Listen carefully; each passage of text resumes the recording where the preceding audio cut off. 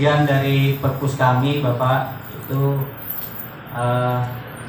dari koleksi bukunya, dari dapat bantuan dari provinsi 550 buku judul, 550 judul ya. Terus kemudian di tahun 2016 Bapak.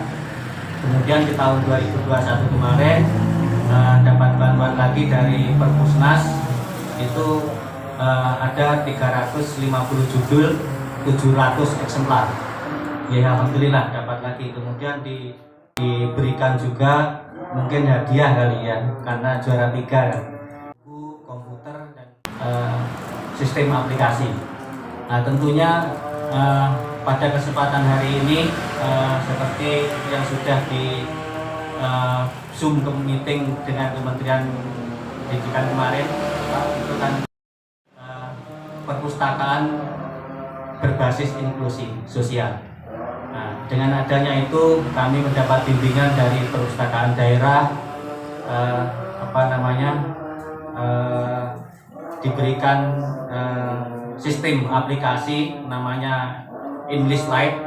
Jadi nanti dalam pemanfaatannya semua warga masyarakat kami, baik semua unsur ya, itu bisa datang di perpustakaan untuk mencari buku apa, tempatnya di mana, mulai daftar hadir itu sudah pakai sistem aplikasi. Terus kemudian yang terbaru lagi dari Perpusnas itu ada aplikasi lagi yang dari daerah, itu ada e-Perpusda Kabupaten Magetan. Nah, di situ aplikasi itu di dalam aplikasi nanti di dalam e-Perpusda itu nanti kita mencari buku apa, kita lewat HP atau komputer sudah bisa membaca buku lewat aplikasi. Jadi yang sudah di contoh sekarang dilanda PMK, betapa beruntungnya orang yang tinggal di daerah Sidoarjo dekat dengan Fakultas Kedokteran. Ya, semua saja ketika kita ditakdirkan Tuhan untuk mengambil kebijakan, kita gunakan sebaik-baiknya untuk kepentingan masyarakat luas, tidak hari ini tetapi juga untuk masa depan. Kita harus berpikir seperti itu ya. Sehingga nantinya saya, Pak Lurah, Mas Herdi, Forkopimda tidak menyesal karenanya ketika kita suatu saat pensiun ditanya prestasinya apa, kita tidak berbuat apa, pasti kita akan menyesal nantinya. Kok aku tidak berbuat apa ketika kita ditakdirkan Tuhan mengambil kebijakan. Oleh sebab itu, gunakan sebaik-baiknya untuk kepentingan yang positif. Saya tadi di acara sebelumnya juga cerita betapa pentingnya sumber daya manusia ini. Ya, betapa pentingnya sumber daya manusianya. Ini, saya selalu mengatakan begini, di dunia ini ada 4 tipe negara. 1, negara sugih, rakyatnya ya sugih. Negaranya kaya itu punya sumber daya alam yang luar biasa, tetapi rakyatnya juga kaya karena apa? Pimpinannya amanah. Seperti Amerika, Australia, Uni Soviet, sumber alamnya melimpah, tetapi juga rakyatnya kaya. Ya, itu tipe yang pertama. Negara kaya, rakyatnya juga kaya. Tapi ada tipe yang kedua, negara miskin, rakyatnya juga miskin. Sudah miskin, pimpinannya nggak amanah. Seperti Ethiopia, Somalia, nggak punya apa-apa, nggak semua sumber daya apa-apa. Ya, rakyatnya miskin, akhirnya jadi perampok dan seterusnya. Ya kan? Itu tipe yang kedua. Tapi yang luar biasa adalah tipe yang ketiga. Negara miskin, tapi rakyatnya kaya. Aneh kan ini? Tapi ada. Contohnya Jepang, Korea Selatan. Yang hebat lagi itu Singapura. Negara cilik, mau sakutho Jakarta, tapi rakyatnya kaya. Nggak punya apa-apa. Nggak punya sumber daya alam, nggak punya minyak, nggak punya apa-apa. Tapi rakyatnya. Tapi ada juga tipe yang keempat, yang terakhir. negara kaya rakyatnya miskin. Nah, kira-kira ndi gitu ya. Jenengan pikir sendiri. Ya, itu aku loh ya, saya ngomong. Ya, kaya rakyatnya miskin. Pasti salah cara memilihnya. Salah cara ngatur duit. Tidak ambek karono harta. Tidak untuk kepentingan masyarakat. Betapa menderita. Oleh sebab itu, tadi ya, orang Singapura saat ini penjenengan kalau lihat di media sosial, saya tadi malam buka gitu ya, karena anak saya nomor 1 non-zuro, kebetulan anak saya itu nomor 1 dokter, terus dapat master kesehatan di Belanda, dapat beasiswa, terus meneruskan spesialis anak, kerja di rumah sakit di Surabaya, mau sekolah lagi, perempuan itu, Pak aku mau pengen sekolah ke SMP utawa lulus SMA, sing pinter banget. Ya, jika beasiswa supaya sekolah SMP di Singapura, SMA di Singapura, perguruan tinggi di Singapura. Kemudian saya berpikir setelah jadi bupati, kenapa kemudian pendopo tidak saya buka? Biar anak-anak murid-murid TK, SD, dari Lembean, Kapoharjo, dari Parang, dari Jokerto, itu satu saat diajak ke sana, ya, biar anak-anak tuh wawasannya terbuka. Oh, jadi bupati itu nanti seperti ini. Nah, pengen pintar buku-bukunya akeh dalam perpustakaan gitu. Jadi anak-anak mulai kecil sudah punya mimpi yang baik. Itu cara berpikir saya. Kemudian saya juga begitu. Betapa menderitanya Magetan ini. Ambil contoh misalkan, seperti saya katakan tadi, Surabaya ada universitasnya 7, negerinya aja 7. Coba jenengan itu kalau tidak bertanya. UNER, ITS, UNESA, UIN, UPN, Politeknik Negeri, apalagi. Malang itu ada 4 negerinya, Jember itu ada 3, Banyuwangi, jenengan pirsani, Kediri ke barat wonten. Betapa menderitanya kita. Saya tanya Mbak Lurah, tokoh-tokoh masyarakat, jujur ngomong, ya kan? Karena ada ahli mengatakan begini, orang miskin itu akan tetap bodoh dan orang bodoh akan tetap miskin. Cara yang memutus rantai itu gimana? Pendidikan. Penjenengan bisa duduk di sini, Mbak Lurah, Bu Guru, Forkopimca, penjenengan bisa duduk di sini karena apa? Pendidikan, kan gitu?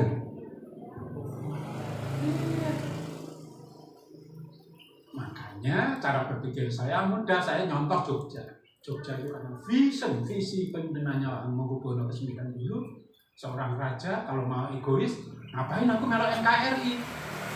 Aku berdiri sendiri aja jadi ratu, ya kan? Punya wilayah diakui, tapi tidak dilakukan oleh Hamengkubuwono ke-9. Saya di bawah NKRI. Begitu ibu kota pindah di Jogja, mendirikan Universitas Gadjah Mada. Menggunakan kantongnya, pakai tanah-tanahnya dipakai. Universitas Gadjah Mada, Universitas Negeri Jogja dan seterusnya.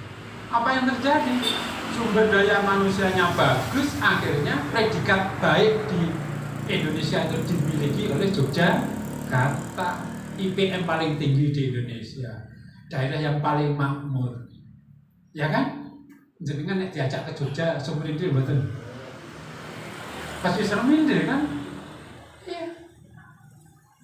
Kenapa? Karena sumber daya manusia. Itu sumber daya manusia bisa terwujud karena visi pimpinannya. Belajar dari Jogja itulah kemudian saya selaku bupati kemudian harus sumber daya manusia Magetan ini harus ditingkatkan. Alhamdulillah kebetulan Pak Bupati itu juga menjadi pembina Universitas Negeri Surabaya. Pak Rektornya saya rayu, ya akhirnya mau, banyak guru besar yang asli Magetan saya kumpulkan, saya ajak diskusi, mari kita dirikan Universitas Negeri di Magetan ini, cabangnya Universitas Negeri Surabaya. Dan saya rayu akhirnya mau, dan alhamdulillah tahun ini nanti segera dibangun kampus Universitas Negeri Surabaya di Magetan.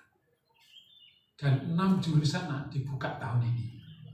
Ada jurusan pendidikan olahraga, jurusan pendidikan sains, sastra Inggris, psikologi, sistem informatika, dan tata boga. Akan dilaksanakan prosesi pemotongan pita oleh Bupati Magetan didampingi Kadin Agus dan Tamu Cianti. Mari kita hitung bersama-sama. 1, 2, 3. Baik, selanjutnya Bapak Ibu sebagai ungkapan rasa syukur kita atas diresmikannya perpustakaan digital desa di Desa Jogotro akan dilaksanakan prosesi pemotongan tumpeng oleh Bupati Magetan dan akan diserahkan kepada Kepala Desa Jogotro. Yang belum masuk ke aplikasi digital. Ini bisa digital data aplikasi? Bisa. Dengan mengucap Bismillahirrahmanirrahim, nama prosesi pemotongan tumpeng sebagai wujud rasa syukur atas resmikannya perpustakaan digital desa di Desa Jogotro, Kecamatan Parang, Kabupaten Magetan.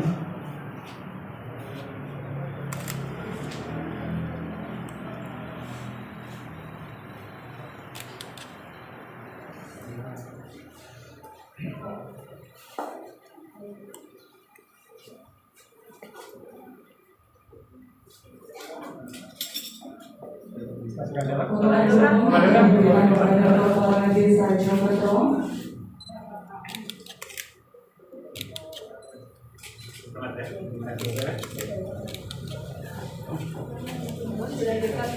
Selanjutnya kami persilakan kepada Bupati Magetan Asrul Muhammad untuk meninjau perpustakaan digital desa.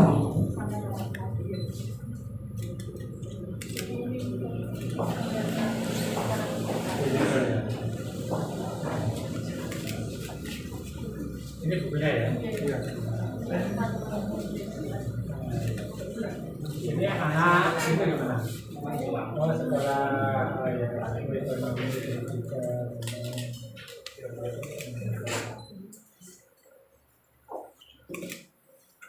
ini apa ini? Pembaca terbaru. Oh, yang pernah ke sini, bacanya gitu, bukan? Iya. Oh, gitu. Oh, pengunjung siapa? Oh iya, ini ya.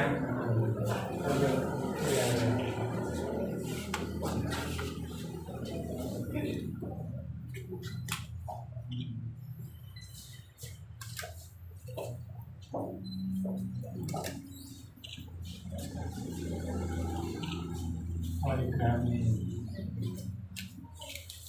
Simon, ya.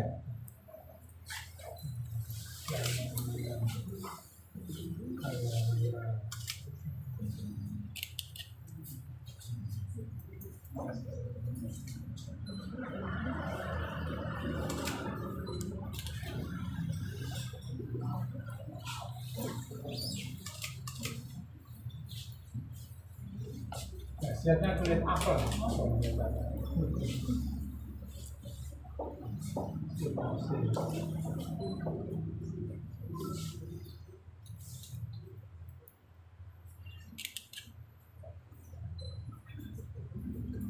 Saya sering apa itu yang profesional pengantar itu harus dibaca dulu, itu buku ini dimaksudkan untuk apa.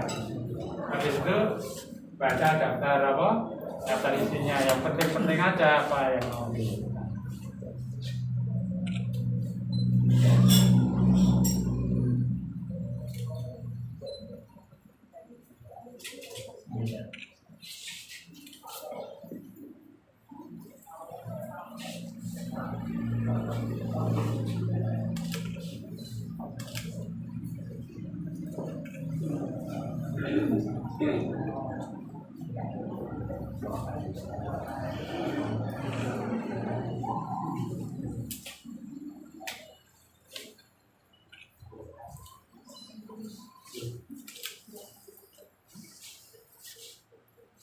Ini Pak Bupati kan kelihatan kan karena sering buka komputer kan.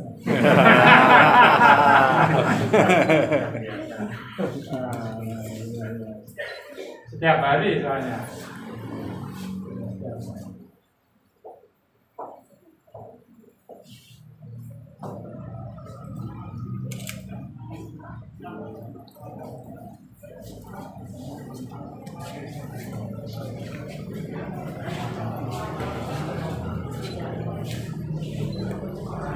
Ini bisa dicari di sini judul ya? Iya. Nah, judul ya, atau pengarang gitu ya. Kalau pinjam, itu harus jadi anggota dulu. Jadi anggota dulu toh.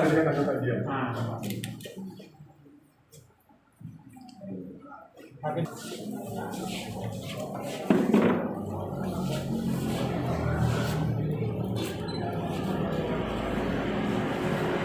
kalau cari bukunya di mana?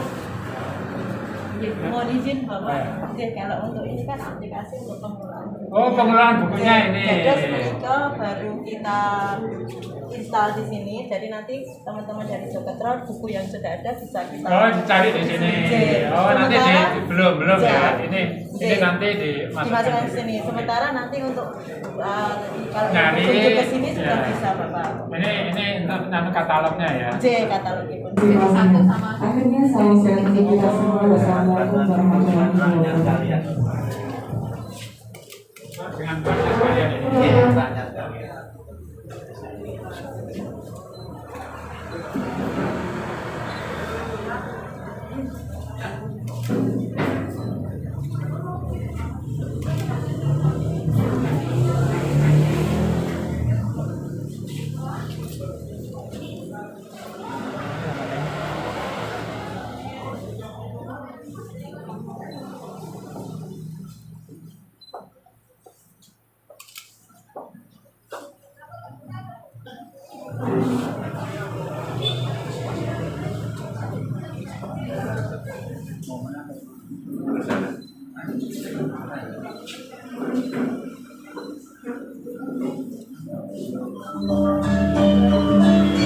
Dalamnya dari warga kami nanti. Masih ya.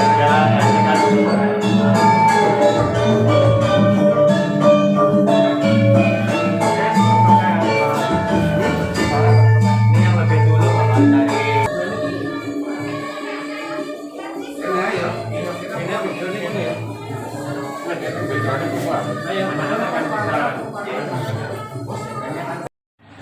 Oke, terkait dengan perpustakaan digital Ya, ini, jadi ini perpustakaan digitalisasi sehingga saya yakin ini tidak memerlukan tempat yang banyak nantinya, justru ruang itu anak-anak di sini dijamin bahwa anak-anak yang masuk di sini nanti buku-buku yang dibaca adalah buku-buku yang baik, yang buku-buku yang sesuai dengan usia yang diperlukan.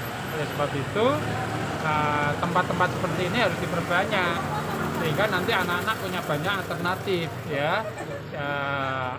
Kita tahu semua bahwa buku itu adalah puncak sebuah karya seseorang. Orang menulis buku itu berarti memang ahli di bidangnya. Kalau dia tidak ahli, tidak akan berani menulis buku. Nah, oleh sebab itu buku ini seperti saya katakan tadi puncak dari karya seorang ahli. Jadi nek dheweke ahli pertanian berani nulis tentang pertanian, yang khusus tentang itu. Mas Dan sendiri Pak Bupati sudah ada berapa Pak? Berapa Mas tadi yang sini? Ini yang pertama kita launching yang pertama. Nanti rencananya 4 desa. Ya, rencananya 4 desa dan kita juga sudah punya pojok baca di Pasar Baru. Ya, salah satu. Ya, itu bisa kalau di Pasar Baru itu hubungannya dengan Perpustakaan Nasional. Ya, bisa baca buku-bukunya dari Perpustakaan. Ada berapa jenis buku Pak yang ada? Di sini ada 4.000 judul. Ya, ada 4.000 judul buku yang ada di sini. Ya, bisa dilihat ya. Belum yang dalam bentuk hard copy. Ya, yang bentuk hard juga ada. Oke. Siap. Ya. Siap. Ini apa ini? Oke Lur, ini ketika Bapak Bupati membeli tape, kenapa Pak? Tape sama apa itu? Ya, terserah. Sermier Pak, ada Pak. Ya. Sermier. Makasih Pak. Oke, dagangannya diborong Pak Bupati Lur. Awalnya kan 2016, terus kemudian di update lagi 2018, di update lagi kemarin di tahun 2020. Nah di tahun 2020 itu ya karena kalau masyarakat atau anak-anak baca buku manual itu kan agak bahasanya usang kuno gitu bahasanya. Sekarang kan sudah eranya digital. Dengan adanya itu kami sudah mulai berusaha menampilkan lewat digital, kemudian difasilitasi oleh perpustakaan daerah. Nah, oleh perpustakaan daerah itu dari Perpusnas itu ada sistem aplikasi yang notabene di aplikasi itu di Perpusda itu di situ kita harus masuk akunnya, harus masuk mendaftarkan akun kita. Setelah mendaftarkan kita mau baca buku apa saja ada di situ. Jadi tidak usah pegang buku, hanya misalkan di rumah ada HP, ada komputer, itu bisa buka dari rumah. Nah, tentunya harus mendaftar dulu akunnya di Perpusda tersebut. Nah, terus kemudian kan perpustakaan itu kan rata-rata kalau misalkan banyak desa punya itu kan ya vakum, tidak dikelola gitu.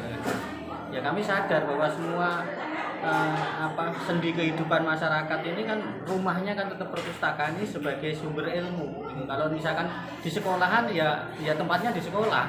Ya kalau yang punya duit bisa kuliah, bisa kursus ya. Kalau yang nggak punya duit kan ya, karena masyarakat kami ini kan masyarakat petani. Jadi kalau petani mau membaca, mengembangkan peternakannya, pertaniannya, usaha mikronya, kan kami siapkan bukunya, berusaha menyiapkan bukunya. Tetapi kan minat baca ini kan juga tidak gampang. Kalau minat membaca di perpustakaan atau membaca buku itu agak susah ya. Monggo silakan, ini dengan oleh daerah, oleh perpustakaan daerah maupun nasional kan difasilitasi dengan secara online itu tadi. Karena ada perangkat kami di bagian staf itu kami tempatkan di perpustakaan ini untuk pengelolaannya. Walaupun itu dalam pelaksanaan di lapangan nanti dibantu oleh kadang ibu-ibu PKK, terus kemudian ibu-ibu yang melakukan usaha mikro itu. Dan kan di sini bisa jualan online, internetnya gratis kan gitu. Silakan berjualan online di sini, menggunakan internet di sini untuk belajar, untuk jualan, monggo silakan. Yang penting untuk kemandirian masyarakat.